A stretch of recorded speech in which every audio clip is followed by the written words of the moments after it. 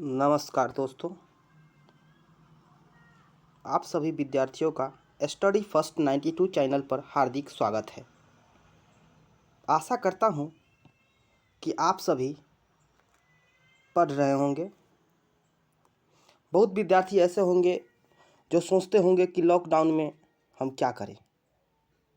इस उधेड़-बुन में होंगे कि अब तो लॉकडाउन लग गया है, कब एग्ज़ाम लेगा, कब एग्ज़ाम नहीं लेगा, इसका कोई पता नहीं। तो तैयारी करने से क्या फ़ायदा? उन विद्यार्थियों के लिए मैं बता दूं,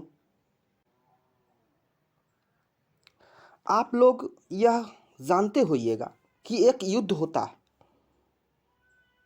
और एक युद्ध की तैयारी होती है और एक रण क्षेत्र होता है। युद्ध की तैयारी और रण क्षेत्र दोनों युद्ध का ही पार्ट है। रण क्षेत्र में जाया जाता है तो यह अंतिम पड़ाव है युद्ध का, और तैयारी युद्ध का ही हिस्सा है जो कई सालों, कई महीनों, कई दिनों से किया जाता है, उसकी तैयारी की जाती है। आप लोगों को ज़हन में यह बात आती होगी कि हम तैयारी कब से स्टार्ट करें। ये भी नहीं सोचिए कब से स्टार्ट करें, कब करें स्टार्ट। युद्ध की तैयारी आज से ही आप लोग स्टार्ट कर दीजिए। जब रण क्षेत्र में जाना होगा तो हम तैयारी के साथ जाएंगे, न कि बिना तैयारी के जा कर के हम असफलता को हाथ में लेकर अपने घर लौट जाएं। ऐसा नहीं होना चाहिए। यह आपको मालूम नहीं, तो इसके लिए हम आपसे आग्रह करना चाहते हैं कि आज से ही आप लोग तैयारी स्टार्ट कर दीजिए और तैयारी ज़ोर शोर से स्टार्ट कीजिए। मैं पर डे 24 घंटे के लिए होमवर्क सीरीज़ लाया करूँगा और आप लोग इसे अच्छी तरह से बनाइएगा, अच्छी तरह से अध्ययन कीजिएगा और हम इस होमवर्क सीरीज़ के माध्यम से हम टेस्ट भी लिया करेंगे। आपके साथ हम रहेंगे, आप हमारा साथ दीजिए, हम आपका साथ देंगे, आपके साथ साथ हम रहेंगे। यह विश्वास हम आपको दिलाते हैं। नकारात्मक सोच अपने जीवन में नहीं लाना है।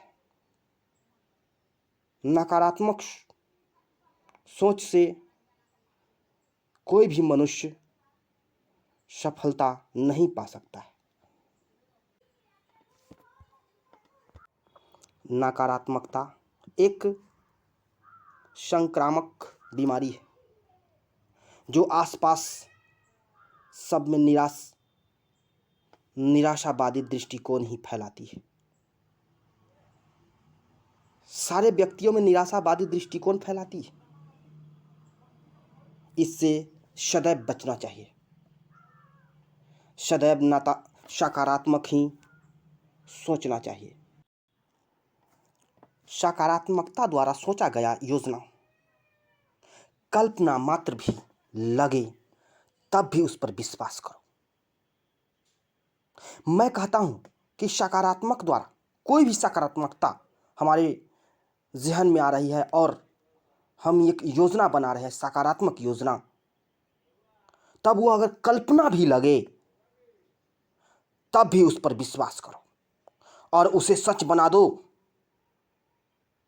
और सच बनाने के लिए एक ही चीज चाहिए, वो होता है मात्र इच्छा शक्ति। सफलता के लिए एक ही मूल मंत्र है, इच्छा शक्ति। हर सफलता के पीछे इच्छा शक्ति का ही हाथ होता है। इच्छा करो और दृढ़ता से चाहो, फिर उसके लिए मर मिटो। फिर देखना विजय सदा तुम्हारी गुणगान करेगी। इस वक्तव्य के साथ आपको हम अपने पाठ पर ले चलते हैं। फिर आगे देखा जाएगा।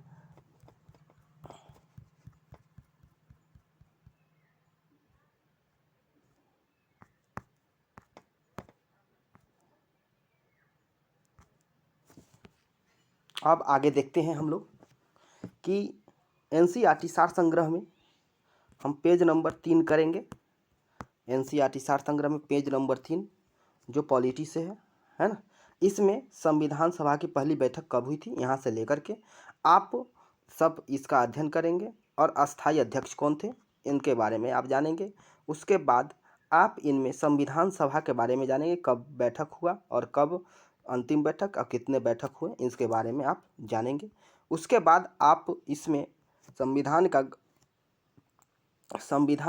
का अंगीकार कब किया गया इसके बारे में आप जानेंगे। फिर इसके समितियां के बारे में जानेंगे, संविधान सभा के कितने समिति थे इसके बारे में, कौन कौन समिति के कौन अध्यक्ष थे इनके बारे में आप जानिएगा और ये सब आप लोग पढ़ लीजिएगा। इसका आप स्क्रीनशॉट लेना चाहिएगा तो आप स्क्रीनशॉट ले सकते हैं, यहाँ से आप स्क्रीनशॉट इसका ले सकते हैं। एक स्क्रीनशॉट यहाँ से ले लीजिए और दूसरा स्क्रीनशॉट फिर हम यहाँ से देखिएगा, यहाँ से फिर अब दूसरा स्क्रीनशॉट ले लीजिए।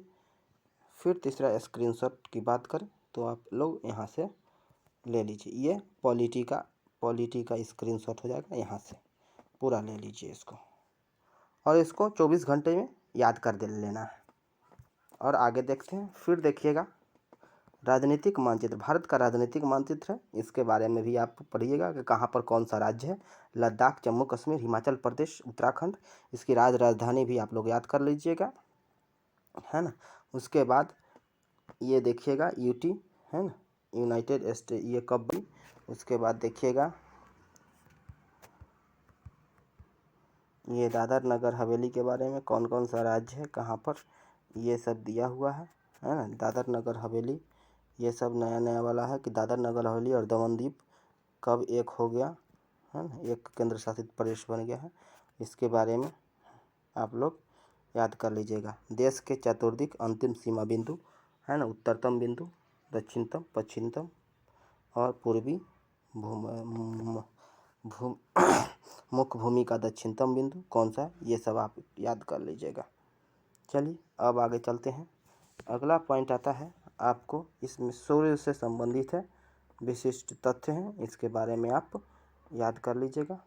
ये पूरा आप लोग याद करके देख लीजिएगा। ये पॉज करके आप लोग इसको भी दिन रात किसके कारण होता है, ये घूर्णन गति के कारण या परिक्रमण के कारण, इसके बारे में भी आप अध्ययन कर लीजिएगा, है ना। पृथ्वी का जो पृथ्वी के किसके मध्य है, तो शुक्र और मंगल के। ये भी आप आकाशगंगा में कितने तारामंडल हैं, तो 88 है ना।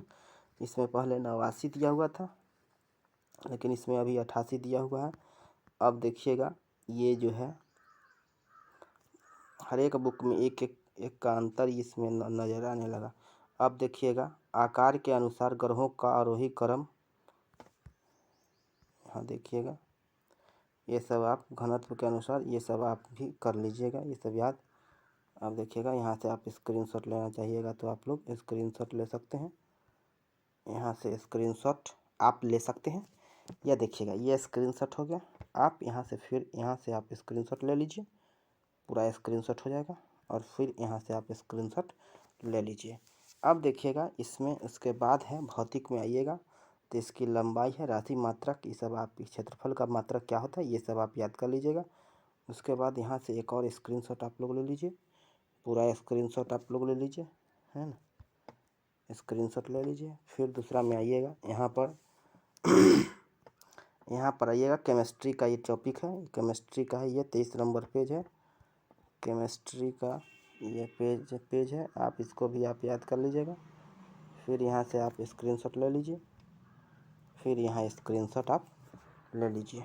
फिर यहाँ देखिएगा कि ये बायोलॉजी का चैप्टर है, बायोलॉजी में आप आइएगा, ये बायोलॉजी का है पूरा चैप्टर। बायोलॉजी का दूसरा नंबर पेज में जाइएगा, एनसीईआरटी सार संग्रह का है, ये आप स्क्रीनशॉट ले लीजिए। इसका भी स्क्रीनशॉट बेहतरीन तरीक़े से दिखाई दे रहा है, आप इसको याद कर लीजिएगा। 24 घंटे के लिए यह टास्क मिल रहा है आपको।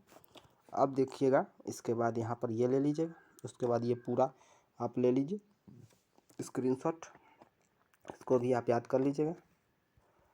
यहाँ देखिएगा, इसको भी फिर से देख लीजिए। ये भी है बायोलॉजी का, ये पूरा बायोलॉजी का चैप्टर है।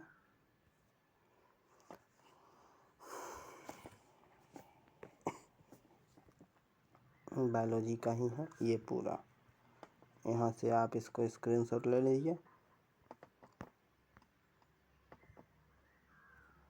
स्क्रीनशॉट इसका ले लीजिए, फिर इसका स्क्रीनशॉट।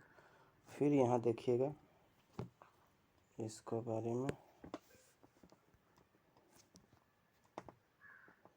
ये है हिस्ट्री का टॉपिक है, मत्स्य आंध्र सातवाहन वंश, इसके बारे में भी आप अध्ययन कर लीजिएगा।